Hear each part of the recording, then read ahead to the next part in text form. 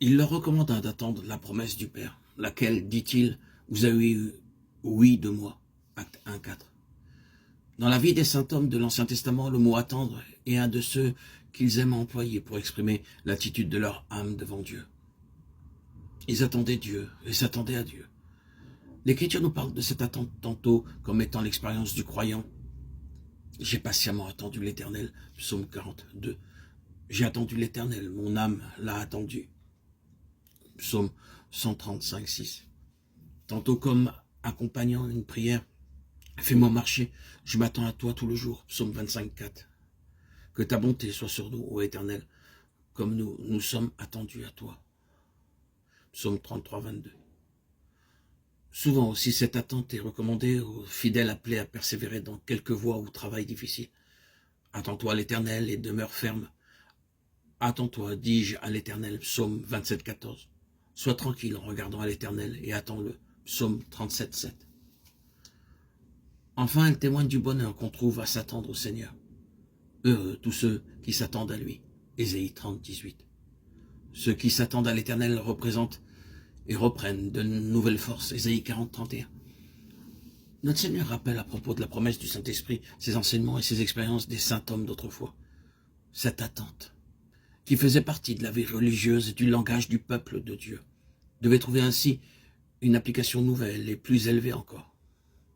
De même qu'ils avaient attendu de Dieu qu'il manifestât sa présence, soit pour les éclairer de la lumière de sa face, soit pour les délivrer par telle intervention directe de sa puissance et accomplir ses promesses, nous aussi nous devons vivre dans la même attente. Mais à présent que le Père s'est révélé par le Fils et que le Fils a accompli la rédemption, notre attente doit se concentrer principalement sur la grande promesse qui nous révèle l'amour du Père et la grâce du Fils réunis ensemble sur le don du Saint-Esprit et son habitation en nous. Attendons-nous au Père et au Fils pour la diffusion et l'action toujours croissante de cet Esprit divin. Attendons-nous à l'Esprit Saint, à sa lumière, à sa force et sa puissance, pour révéler en nous la présence du Père et du Fils, pour nous sanctifier et accomplir lui-même en nous le service auquel nous appellent le Père et le Fils. Il leur recommanda d'attendre la promesse du Père, laquelle, dit-il, vous avez oui de moi. On pourrait se demander si ces mots ne se rapportent pas exclusivement à l'effusion du Saint-Esprit le jour de la Pentecôte et s'ils s'adressent à nous aujourd'hui, que l'Esprit a été envoyé à l'Église. On pourrait objecter aussi que pour le croyant qui a déjà l'Esprit en lui, il y aurait presque une conséquence à attendre la promesse du Père, puisqu'il doit croire que l'Esprit demeure en lui et s'en réjouir. Cette question et cette objection nous mettent sur la voie d'étudier ici une question d'importance majeure. Le Saint-Esprit ne nous est pas donné comme une possession dont nous puissions nous rendre maîtres pour en user à notre gré. Non, le Saint-Esprit nous est donné pour que ce soit lui qui devienne notre maître et qui nous prenne sous sa direction. Ce n'est pas à nous de nous servir de lui, c'est à lui de se servir de nous.